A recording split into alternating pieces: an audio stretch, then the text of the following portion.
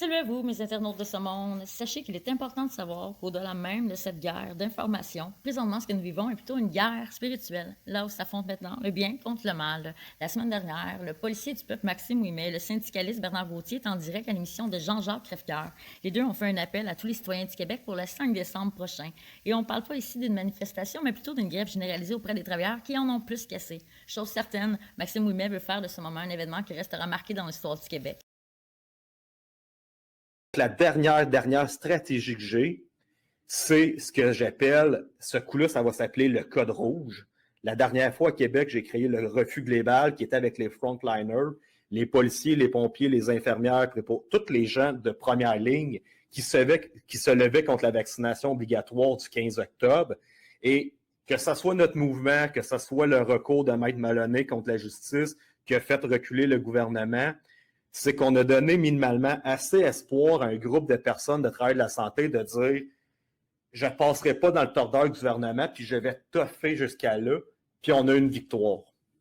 Puis les victoires, on n'en a pas beaucoup, on les compte vraiment sur nos doigts, fait qu'il faut y aller. Si tous les gens dans le mine du Québec qui génèrent des millions par jour de travail décident de ne pas travailler pendant tout le mois de décembre, la même chose pour les camionneurs forestiers, la même chose pour les débardeurs, dans une couple de jours, il y a des gens qui vont perdre des millions dans l'économie du Québec, puis là, il y a des téléphones qui vont se faire.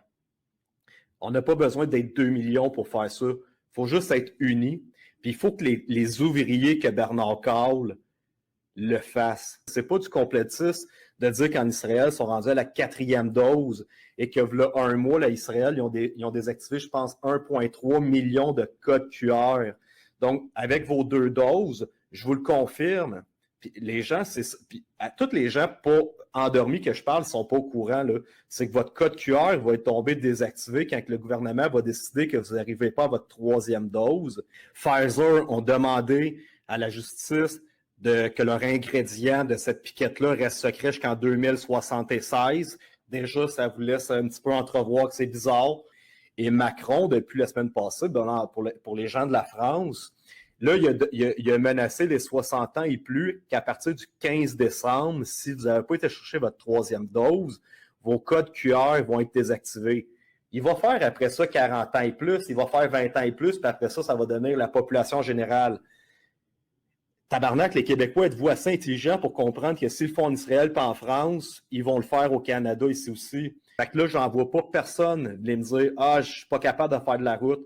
Bernard va le faire, il va partir de sa forêt boréale à l'autre bout du monde pour venir serrer des mains à Montréal le 5 décembre prochain, l'événement qui va être à 13h. Mont-Royal pour l'instant, mais là, il faut que je confirme, on réclame officiellement la fin de l'état d'urgence et on va tomber en moyen de pression, mais en grève générale. Le 5 décembre, on va s'habiller avec l'armure de Dieu. Savez-vous c'est quoi l'armure de Dieu? C'est l'épée de l'esprit, le bouclier de la foi, la cuirasse de la justice, le casque du salut, la ceinture de la vérité, puis les bottes de la paix. C'est ça qu'on va porter comme uniforme le 5 décembre 2021 à Montréal, sur le Mont-Royal. On déclenche le code rouge